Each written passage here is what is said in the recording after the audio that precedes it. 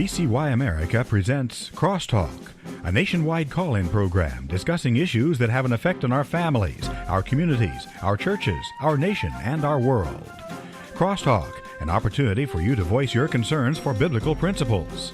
And now live by satellite and around the world on the internet at vcyamerica.org. Here is today's Crosstalk. We do thank you for joining us on Crosstalk. And friends, today we're addressing the Socialist-Islamic Wave that's advancing across our country.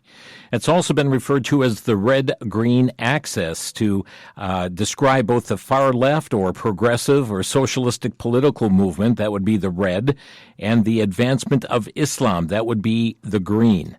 The Washington Times reported yesterday, quote, all three candidates endorsed by New York City Mayor Zohran Mamdani won primary elections Tuesday in a sweep that cements the Democratic Party's lurch towards socialism. It's been called a stunning upset.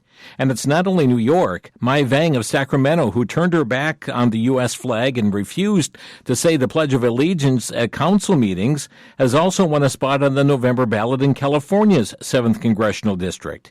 Representative Ro Khanna of California said, quote, some have criticized my supporting of progressive insurgents. Tonight shows we have a new party.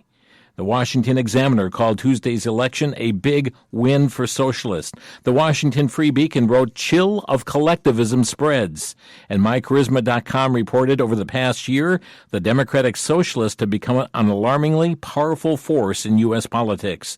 And the Post-Millennial reported, white Brooklyn socialists tell Hakeem Jeffries they will oust him next. And ladies and gentlemen, when you combine this with the Islamic agenda, there is indeed trouble ahead for a freedom-loving constitutional republic. And sadly, the vast majority of the American people appear to have their arms spread wide open to receive this very gift of a Trojan horse. Joining us today, we welcome back William J Federer, nationally known speaker, historian, author, and president of Amerisearch. He is speaker on the American Minute, authored numerous books like America's God and Country Encyclopedia of Quotations, Socialism, The Real History from Plato to the Present, Silence Equals Consent, The Sin of Omission, and also What Every American Needs to Know About the Quran. Bill, thank you so much for joining us today. Well, Jim, great to be with you. Bill, I think just to set the foundation, because when we mention the term Democratic Socialist, there are many who don't know who this group is or what they stand for. So I just want to read from their platform, and then we'll take off and have you comment on all this. But looking at their platform, which they have posted on the web, they support Medicare for all, universal health care with no premiums, copays, or deductibles, guarantees for reproductive and gender-affirming care. They want to end the war on drugs, and that is to treat drug addiction as a health issue, not a criminal one. Fight mass incarceration and police brutality, abolish mandatory minimums and cash bail, and demilitarize police departments. College for all, make all public higher education tuition-free with no out-of-pocket cost for room and board, and cancel all student loan debt. Housing for all, establish universal rent control and the guaranteed right to counsel for all tenants. Public investment in building quality multi-income social housing. Support working families, expansive paid family leave for all workers, and free public universal child care and pre-K. I'm just continuing on the economy, a 32-hour work week with no reduction in pay or benefits, union power to protect all workers' rights to strike and form a union, make it easier for workers to join unions, and invest in the National Labor Relations Board, the Green New Deal, a massive public investment to transition away from fossil fuels toward a green and sustainable economy, guaranteed support for workers in the fossil fuel industry, massive infrastructure and jobs programs, and public ownership over major transportation and energy infrastructure and natural resources. Tax the rich, raise taxes on the richest earners, for-profit corporations, large inheritances, and private colleges and universities. Establish a wealth tax for the wealthiest in society.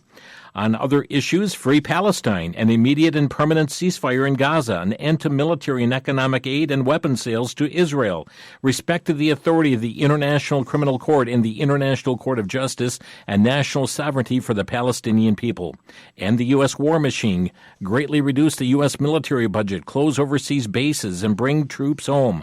Freedom of movement, allow workers to freely migrate between countries to seek employment without restrictive immigration controls, demilitarize the border, and end immigrant detention and deportations, immediate amnesty for all immigrants regardless of current immigration status, and provide access to jobs, labor rights, and social services to all immigrants. No more economic warfare and economic sanctions that impact the sovereignty of countries whose governments act independently of the United States, such as Cuba, Venezuela, and Iran. Universal suffrage, extend full voting rights to people with criminal convictions and non-citizens, and establish statehood for Washington, D.C. Replace the two-party system with a multi-party democracy through proportional representation elections. Expand the number of seats in the House of Representatives and end the Senate filibuster.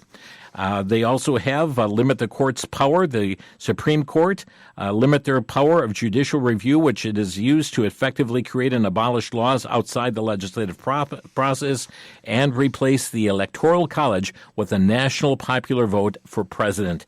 Bill, we could talk for hours just on those points alone, but that is a platform. For those who hear the term democratic socialist, this is a platform. This is their motivation for the country, but woe be to a freedom-loving constitutional republic. Your response? Yeah, well, they'll say anything until you give up the power, and then they're just going to put in globalism and make you a slave.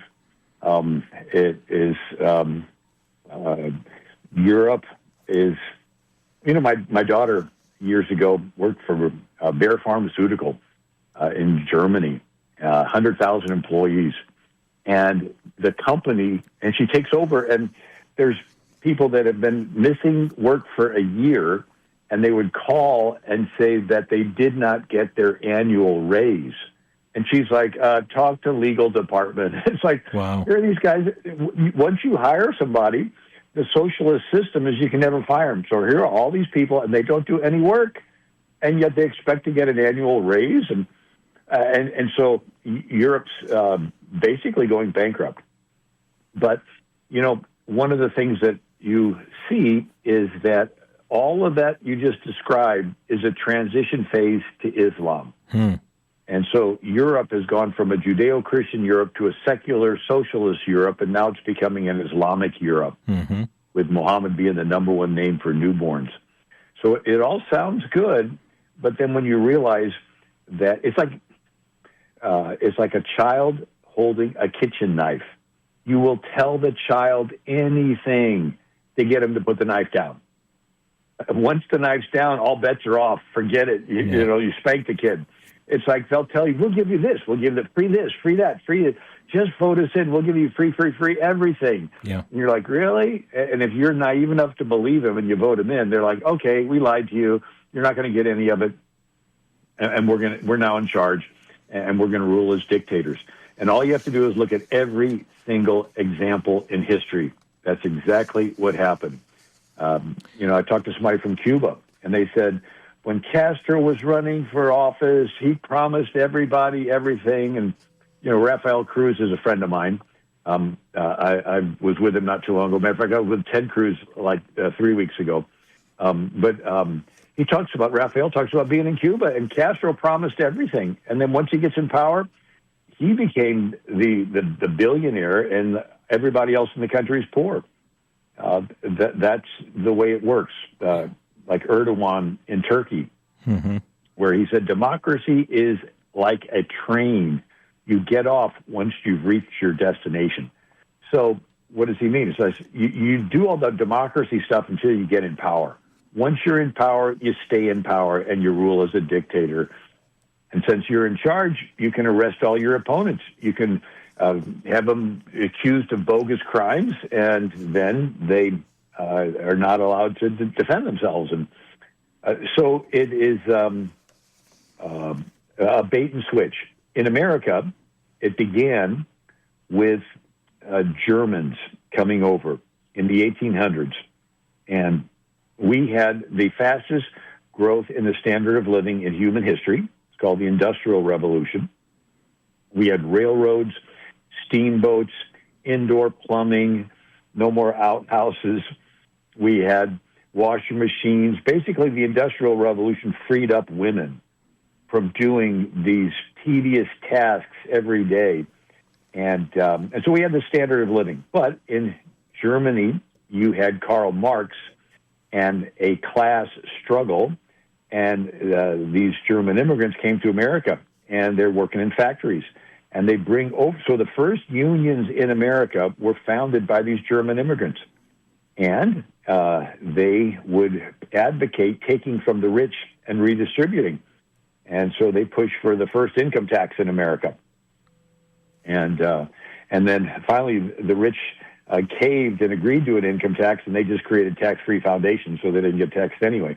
But the situation was the Pullman Railroad Car Company in Chicago. And George Pullman had the factory, and then he built a neighborhood around the factory so the workers wouldn't have to travel long distances. And then he built stores in the neighborhood, and then he even paid the people with company script so they could just cash in, go to the store, and just say, hey, put it to my credit, And it was a little workers' utopia until the price of railroad cars fell. There was an economic downturn, and the company couldn't afford to keep going. And Eugene Debs organizes riots, and the unions destroy $80 million worth of railroad cars in 27 different states. Wow. Because they weren't paying what they used to because of this economic downturn. Eugene Debs is put in jail, and he reads through Karl Marx's book over and over and over again until he has it memorized. And he gets out, and he's organizing some more riots amongst these workers who are mostly immigrants at this time. Grover Cleveland is running for re-election, and he decides to build the Statue of Liberty to try to clean up his image amongst the immigrants. And he institutes the Labor Day, but he doesn't do it on May 1st. That was the International Workers' Day. But he does it on the first Monday in September. And so that's the history of Labor Day. Well, but in Chicago, these workers rioted, the Chicago Haymarket riot, and they blew up bombs and they killed people. And so Eugene Debs is put in jail. When he gets out, he forms the Social Democracy Party in America, 1897.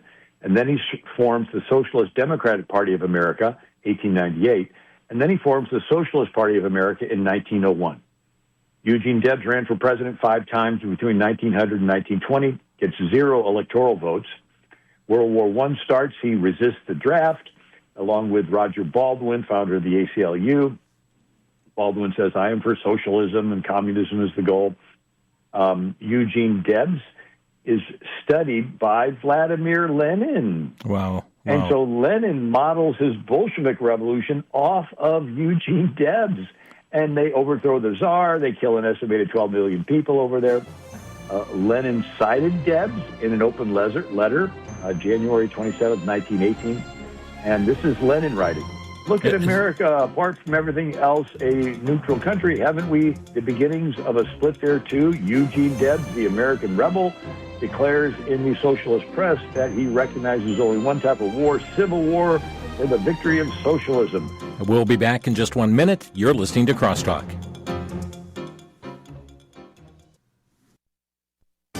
Back to Genesis with Dr. John Morris, Creation Seminar speaker at the Institute for Creation Research. Dr. Morris, any evidence for creation from the solar system? Yes, there are, Chris. In fact, quite a few. One of the ICR physicists, Dr. Russ Humphreys, made a prediction a few years ago before the exploration of Jupiter by satellite. He had developed a theory of the magnetic field of planets in the solar system based on the Bible.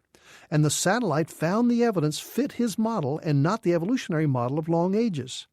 In particular, Europa, one of the moons of Jupiter, has an Earth-like magnetic field, but it's tilted 80 degrees away from the spin axis. This pretty much proves that the magnetic field is not produced by fluid currents in the moon's interior, as is postulated by long-agers for Earth. As a matter of fact, the Earth's dipole magnetic field is decaying so fast, soon it's going to be gone. It couldn't be the result of events millions of years ago, and that's the Back to Genesis truth. Thanks for tuning in to Back to Genesis.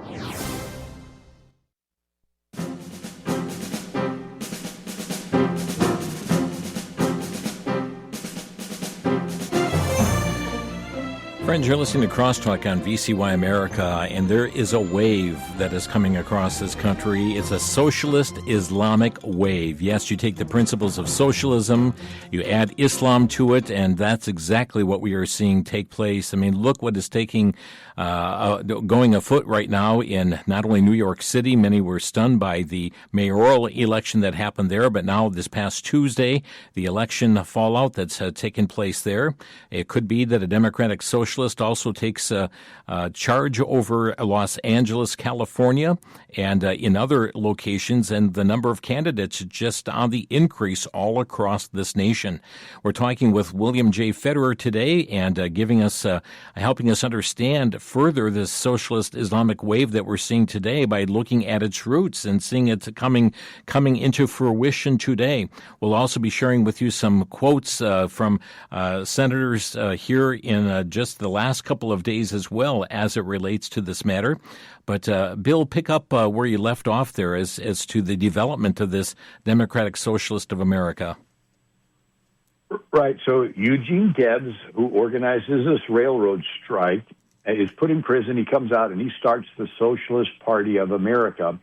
He runs for president 5 times between 1900 and 1920, and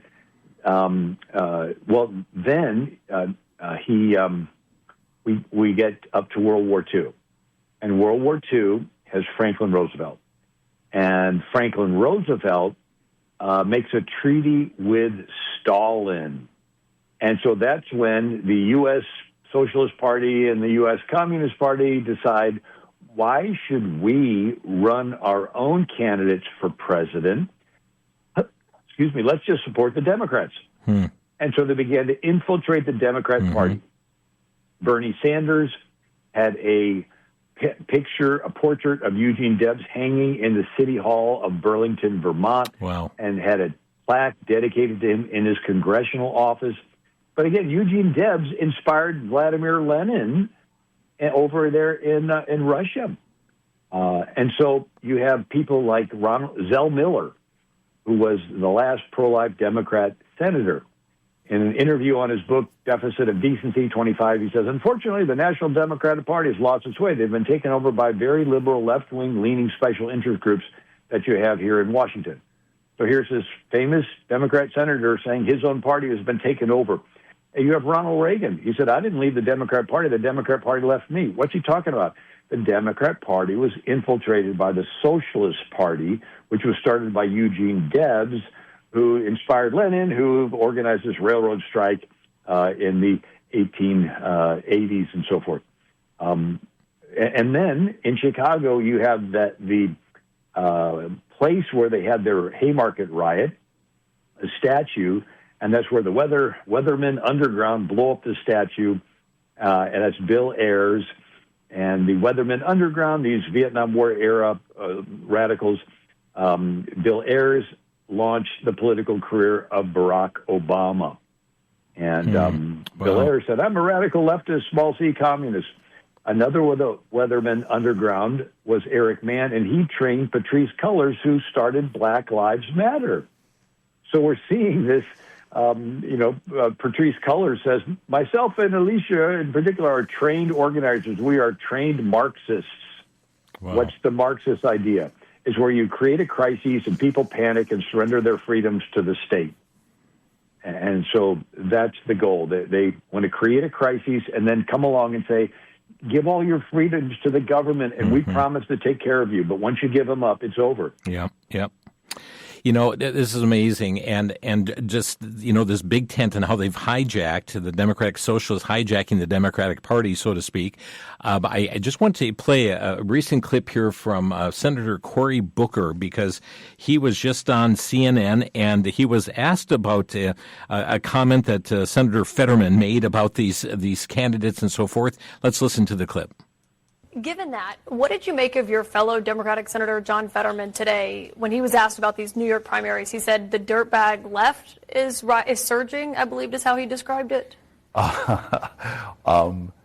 Again, for me, if you want to heal a country, you can't be picking fights. I think we need to understand that our party is not homogenous. One of the things that makes the Democratic Party great is it's a big tent party. We need to stay that way. The focus has got to be the November election. Oh, it's got to be the November election, Bill. I mean, big tent party. It doesn't matter if they're coming in with these radical ideas. Yeah, and it's interesting how they've split the Republican Party with the same tactics. After the Cold War, you had countries in Europe wanted to be free, and they would form republics and elect leaders. And the Soviets didn't like that. So they would send in agents to do critical theory where they would observe all the groups, ethnic groups, Bosnians, Croats, Serbs, religious groups, Sunni, Shia, Orthodox, and Catholic, economic groups, racial groups, it didn't matter. And they would categorize them as victims and oppressors, haves and have-nots. And then they would pit the groups against each other to create riots and ideally bloodshed. Why bloodshed? Because then people want to blame somebody. There's killing, we got to blame somebody. Then they co-opt the media to blame the new leader of the new country. And when people believe the media, his popularity falls and they can do a coup or a rigged election and nobody questions it because by this time nobody likes the leader and they install a Soviet puppet. And country after country fell. It's called Behind the Iron Curtain. Truman does nothing because he thinks the United Nations he helped form will bring world peace. But then the next president's Eisenhower, and when the country of Iran begins to side with the Soviet Union, he does the KGB thing in reverse. It's called Operation Ajax, and we send over Kermit Roosevelt Jr., the grandson of Teddy Roosevelt, and he's an expert in foreign languages, and he does the critical theory and finds the disgruntled groups, and he organizes protests and riots. They co-opt the media. They blame Mossadegh, and when his popularity falls, they put him under house arrest and replace him with the Shah, who loved America until Jimmy Carter got rid of him. And Jimmy Carter brought in the Ayatollah, and that's a whole other program there. Right. But this idea of going into countries, breaking them into groups and pitting them against each other, that's what they were doing in America. In the 1950s, the Hollywood was the influencers, and they would invite the Hollywood producer to their parties and feed them with divisive messages. Vietnam War is bad. Capitalists are bad. And they would put it into their movies and spread it to all the people that saw the movies because their goal is a radical left and a radical right that they could pit against each other. And in the confusion, blame the leader and do their coup.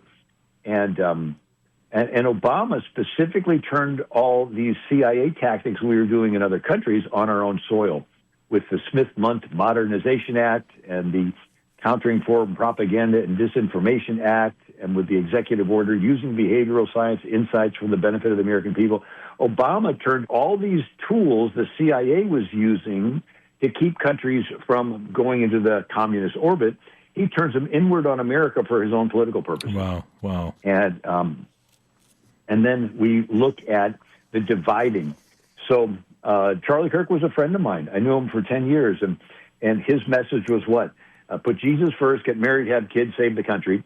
Well, they found out after they killed him, that who did Charlie platform? Well, some very famous podcasters. And so they do these what's called influence campaigns where they befriend them and they know all their friends and they invite them and they feed them with divisive messaging. It's called controversy media.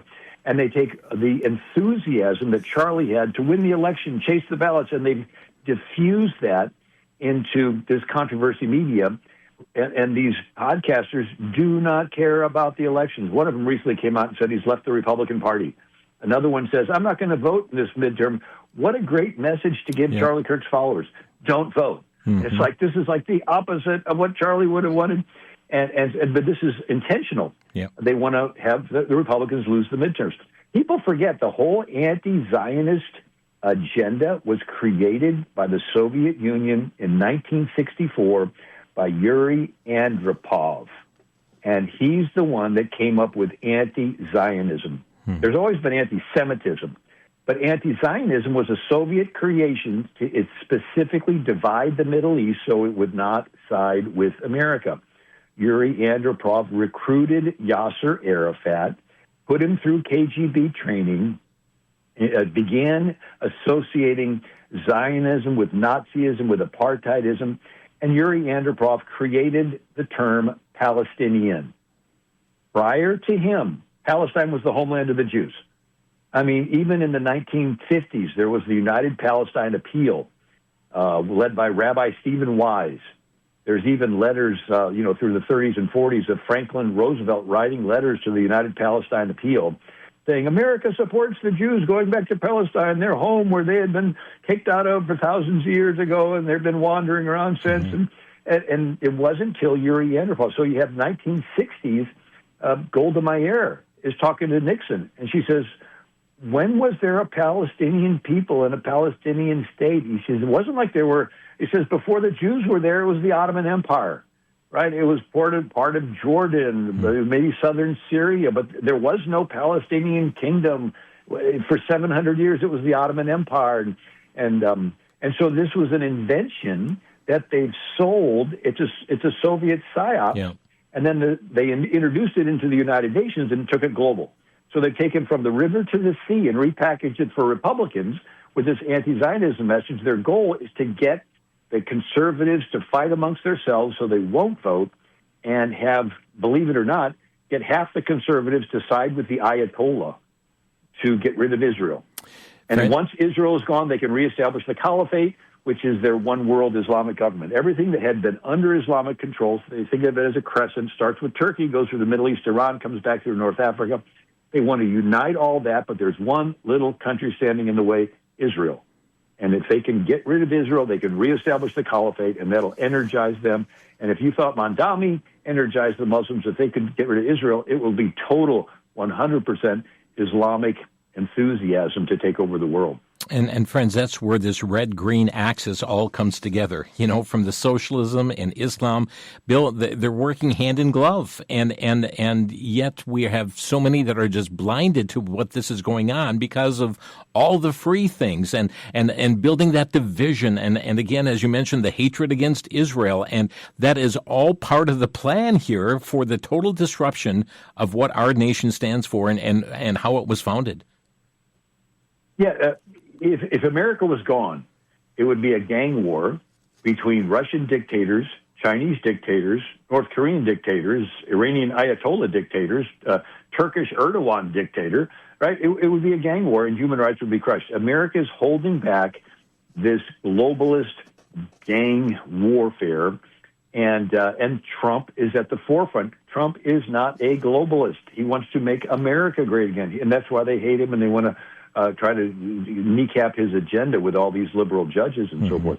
But we have to realize that the world is at stake here. And so one of the books that I put together on socialism, I go through these tactics, and it's based on Sigmund Freud. And he studied group psychology. I tell you what, Bill, I'm going to have to let me just stop you right there because we're just getting into that. And friends, we'll tell you also, we're up against a break, but we'll tell you about socialism. We'll also share how you can get a copy of Bill's book on socialism from VCY.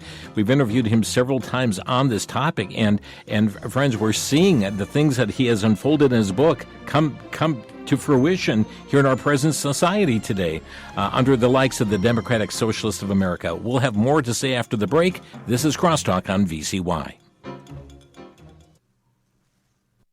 Are you aware of past crises when America's fate hung desperately in the balance? The French and Indian War, the Revolution, the Civil War, and in other national events. Leaders in our country called the nation to prayer. In the book, Miracles in American History, Author J Federer recounts 32 amazing stories of answered prayer. Read about events like the winter at Valley Forge, the Boston Tea Party, dense fog that appeared allowing 8,000 troops to escape, the Star-Spangled Banner, and other events where prayer had an impact. You'll also learn when Apollo 13 was lost in space and what happened after the president called the nation to prayer. Volume 1 of Miracles in American History is available for a donation of $20, or Volumes 1 and 2 with additional stories for a donation of $35. Call 1-800-729-9829.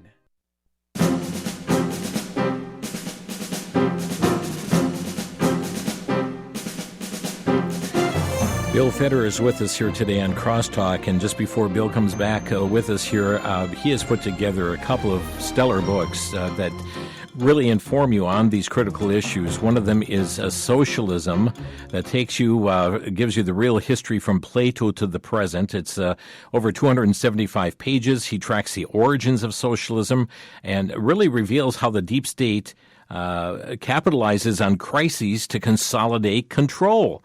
And it really gets into its full background. You'll see the communist goals that are laid out in this book as well. And friends, if you'd like to receive a copy of this, we have it available. Our way of saying thank you for your support of $20 or more here to Crosstalk. In addition, he has also put out a book that we've talked about, What Every American Needs to Know About the Quran, and takes us back to, even, for instance, Keith Ellison, the first Muslim elected to the U.S. Congress. He took his oath of office on the Quran. And we know that most Americans know very little about the Quran and how Islam is spread. But Bill follows Muhammad's death and the followers of Islam, how their mission to conquer many nations. And it's all exposed, what every American needs to know about the Quran. As Islam advances across our country, the book is a wake-up call for every American to be vigilant. This book also available for donation of $20. If you'd like to receive either of these books or both, you can reach out to our switchboard today, 1-800-729-9829. That's 1-800-729-9829. You'll also find them also on our Crosstalk store, so to speak.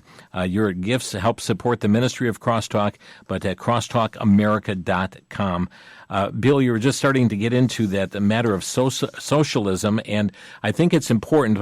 But before we do it, let's hear one other audio clip here, and this is Senator Lisa Blunt, who was just on CNBC, and she was posed with the question, where has socialism ever worked? Let's listen to how that interview went. Where has socialism ever worked, Senator? Is that another question, or is that for the next interview? That's definitely for you. You said fish doesn't work everywhere. I just want to know one place where socialism has been beneficial. Well, when you have me come back on, we can talk about all the races across the country. Okay, she's punting on that one, Bill. Where has socialism ever worked? It hasn't, has it? So socialism is a bait and switch for dictatorship. It promises heaven, delivers hell. And the best person that can describe it is Lenin. And he said socialism is a transition phase from capitalism to communism. Wow. So capitalism is private ownership of property. Communism is no private ownership of property. The Communist Manifesto, Karl Marx, Friedrich Engels, says the theory of communism may be summed up in a single sentence: abolition of private property. And so if you give up all your property, the question is, who gets to decide who gets what? I mean, there's a house there. Who gets to live in that house? Somebody has to decide who gets in the house.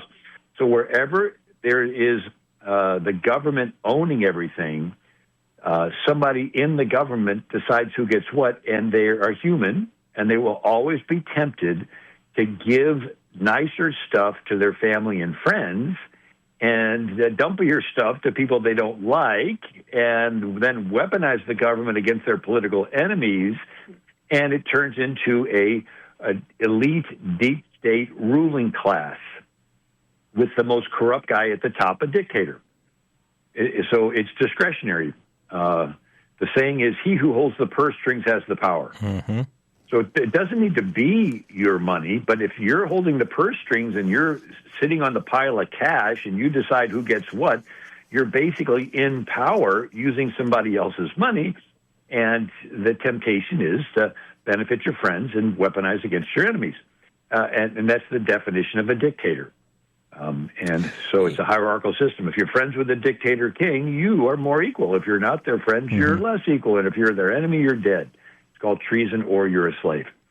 And Bill, so that's the norm. Shouldn't this be a wake-up call, though? Because so many of these individuals falling under that label, democratic socialists, actually hate our country. They hate our country. As I mentioned, the one individual in California just turning their back to the United States flag as the pledge is recited and refuses to say the pledge. There is also one of the candidates who just won in New York. Chevalier is the last name, a democratic socialist who talked about saying, I forgot to get napkins, so I just wiped my hand on the American flag behind me. Just using it as a rag to wipe her dirty hands. There are those who just really despise our nation, but they're running to take control of our nation. Yeah, and the irony is that once the socialists and communists take over, they're the first ones that get killed. There's one of the communist writers, I think his name was Yuri Bezmenov, and he talked about how when the communists took over Cuba, all the people that were advocating, social ownership of this, and everybody will have free health care, and everybody will have free education, everybody will have free, apartments and free housing, and free. Mm-hmm. And then when the communists took over and they didn't deliver, it was those people that turned into enemies of the new Communist Party because they felt betrayed. And so they would organize against them. And so the communists said they learned their lesson. And so the people that advocate the most for communism, as soon as they get in power, they immediately kill them. Wow. Because here they were building a following that were following them, leaning toward the communism. And when communism didn't deliver, they still have their followers. And their temptation is to get their followers to then go against the communism, and the communists don't like that, so they kill them. So here, all these voices that are championing social ownership and free education and free welfare and free health, all those voices will be the first ones silenced. Bill, once they get in power. It's interesting too. Talking about free this and free that, and Zoran Mamdani talked about providing free bus transportation, and he used Kansas City, Missouri as an example. And just I think it was Tuesday of this week, Bloomberg reported Kansas City, Missouri has ended experiment to provide free bus services to the people in the city, and now are going to begin charging riders. They started this because this is going to be cost saving to give free bus rides. It's going to make ridership more equitable. But, Bill, they're losing millions of dollars in all of this, some $15 million a year. And that's nearly double the initial projections, and they're having to give up that free bus program system. And here we have, even in New York City, talking about free city-owned grocery stores and free bus transportation and free child care, and so much to lure people in to get those free things. But really, it is putting one's hand into a mousetrap. Yeah, it's interesting. Free grocery stores will put all the other grocery stores out of business. So grocery stores operate on a very small margin of profit. You buy this stuff and you can mark it up just a tiny bit, and you sell the stuff, and they make a very tiny bit if you can give away free stuff down the block, and you lose a percentage of your customer base. Then all the other grocery stores in New York are going to go bankrupt. And that's the goal, is they want to put out of business. I did a series of articles on Ayatollah and Iran, and they had, before Jimmy Carter, you had the Shah. Mm-hmm. The Shah of Iran loved America. They have the 8th fastest growing economy in the world. He was a secular leader. He let women get educated. He let women wear fashions. They built the Cadillac Seville over in Iran. If you looked at pictures, it looks exactly like Southern California. I mean, it looks like, but the Shah wanted to be nice. And so he let people express their views. And since Iran was close to Russia, the Russians began to go onto college campuses and get these students to be unhappy with the Shah, saying that he's an American and he's a capitalist and he's got all this money and he's bad, bad, bad. And they would get these young people to organize protests against the Shah. And the protests kept getting bigger and bigger. And could you imagine college kids getting swept up in this type of thing? Well, once the American ambassador, William Sullivan, was over there, and he saw these young people organizing these socialist riots against the Shah, William Sullivan tells Jimmy Carter he's going to get voted out, and they're going to put in a pro-Soviet leader. And Jimmy Carter panics. And Jimmy Carter begins to correspond with the Ayatollah, who's a radical Muslim exiled in Paris. And the Ayatollah tells Jimmy Carter, if you let me take over Iran, I won't be friends with the Soviets, and I'll keep relations with America the same. And Jimmy Carter, just a naive peanut farmer, he says, okay. So he pressures the Shah to leave Iran in 1979. He tells our military to stand down. He lets the Ayatollah land his plane. He goes to the capital. He rounds up all the generals that are pro-American and executes them on the roof of a high school. And then he says, calls America the Great Satan, decides to chant death to America. And Jimmy Carter realized that he was just duped. And the Ayatollah kills all those young people that were protesting the Shah. And it's you can go online, you can look at these articles, and these young people are like dumbfounded. They're like, we helped you get in power. We helped get rid of the Shah. We're the ones that you should be thankful for. The Shah's like, yeah, I don't need you anymore. I'm in power. You're dead. Yeah.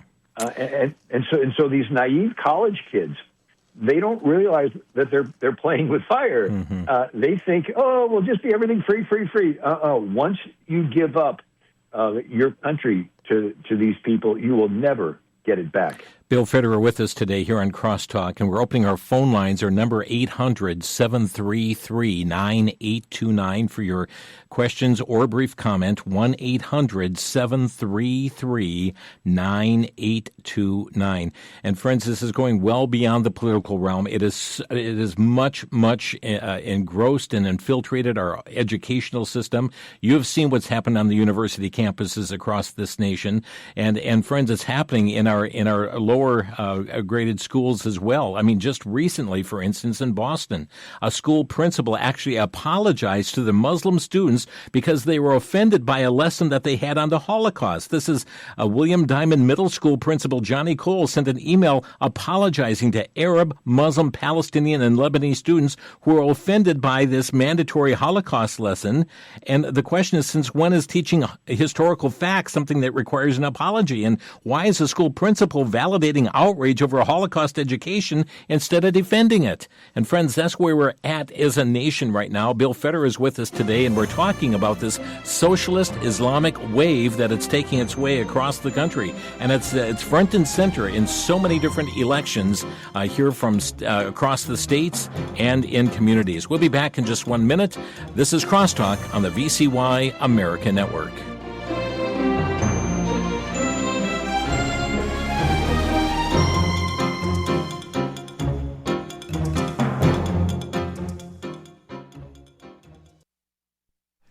For the Worldview Report, I'm Brandon House. Our website's worldviewtube.com. Revolver News, which tends to be a little bit more of a conservative news site, had a headline on June 20th, 2026.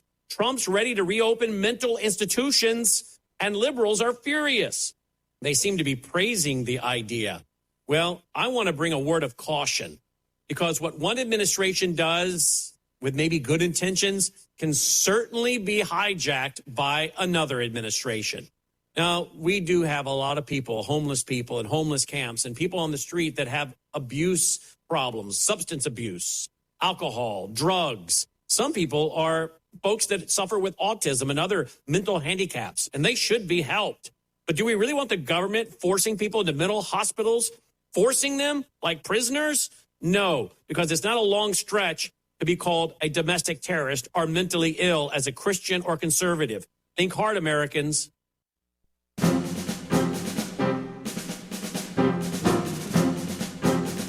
Friends, I don't have time to get to the clip today, but the one running for Senate in Texas, Tallarico, has unearthed video here in audio talking about how he's wanting to slash police budgets and slash prison budgets. And friends, this is where so many of this happens. I read the platform at the beginning of the program, and again, that really opens our eyes to this matter.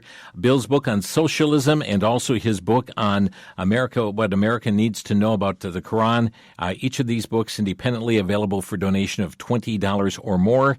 Reach out to our switchboard at 800-729-9829.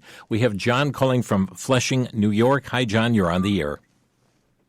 Hey, how you doing, man? So I'm just going to say, you guys are right in the fact that socialism doesn't really work anywhere. I mean, FDR tried it, at the end of World War II, and it kind of got shot down, what he wanted to do. Mm-hmm. And then secondly, Nazi Germany, the leading cause of socialism around the planet besides Lenin. It is ridiculous. The Democrats have really gone, way off the far end of the spectrum on everything. I live in New York, so I'm dealing with what's going on here in Queens or Brooklyn or whatever with what they're trying to do. But, the only benefit is that they're going to do a rent freeze, which would be good, for people like myself. But on a whole, the whole situation here, people are just running out of New York. They're moving out of here, as fast as they can, just so you know. Yeah. Thank you, John. Appreciate your input.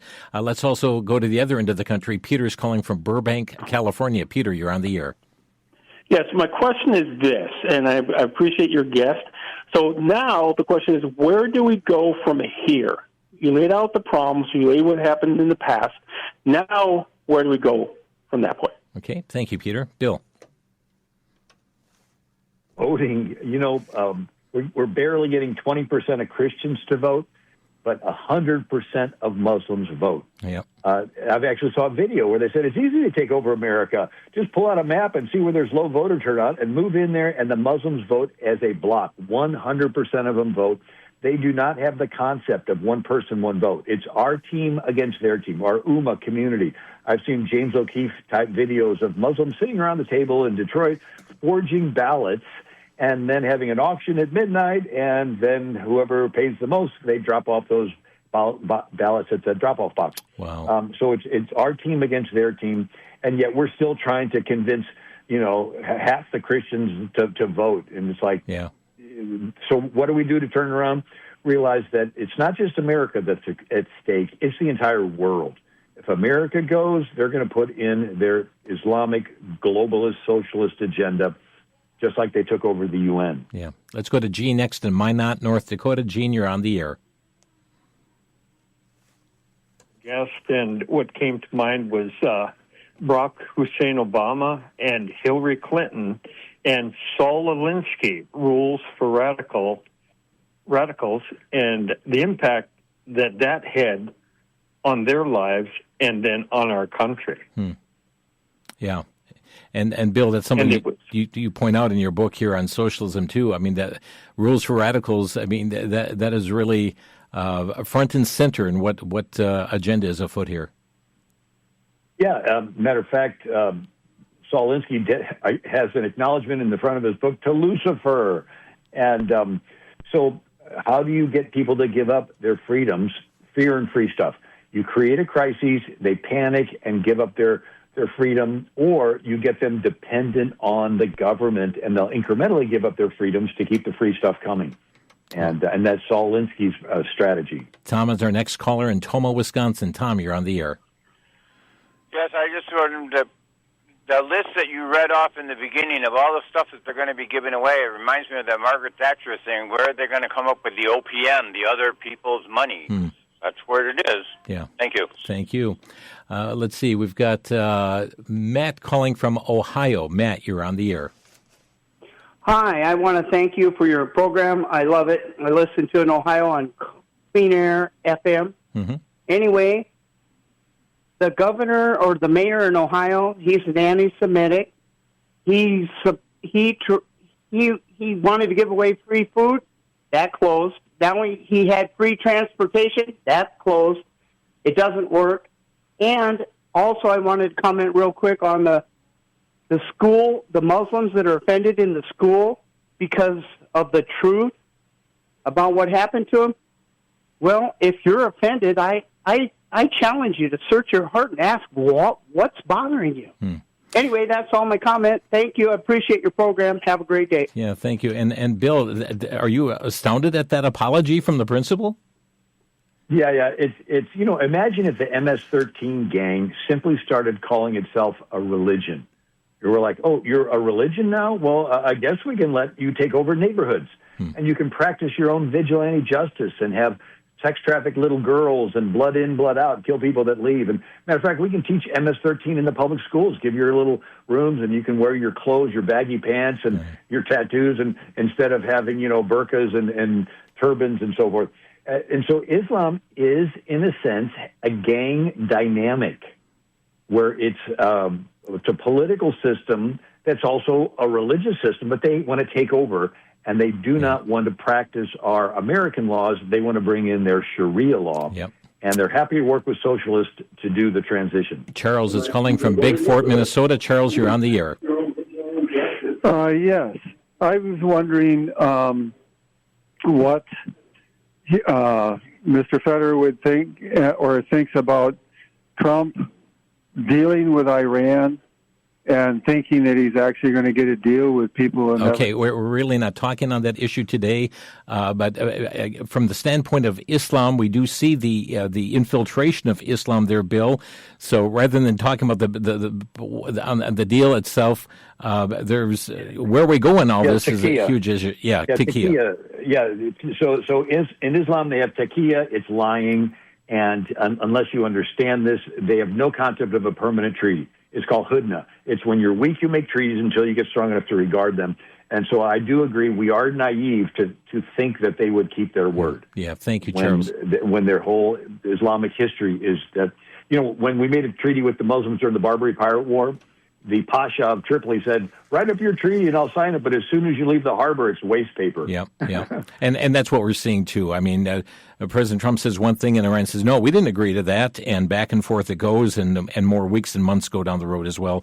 Bill Federer, our guest today, and friends, again, either of those books, you can find them available, a donation of $20 from Crosstalk, 800-729-9829. Bill's website, AmericanMinute.com.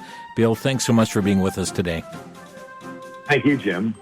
And friends, keep in mind the importance of understanding of the times, understand where we're at, understand our history past, and the importance of being salt and the importance of being light. God bless you, friends. Thanks for joining us today on Crosstalk. You've been listening to Crosstalk via satellite and the internet from VCY America. Views expressed may or may not be those of this station. For a CD of today's program, send a donation of $6 or more to VCY Tape Ministry, 3434 West Kilbourne Avenue, Milwaukee, Wisconsin, 53208, or download by RSS or podcast from crosstalkamerica.com. And join us again for Crosstalk.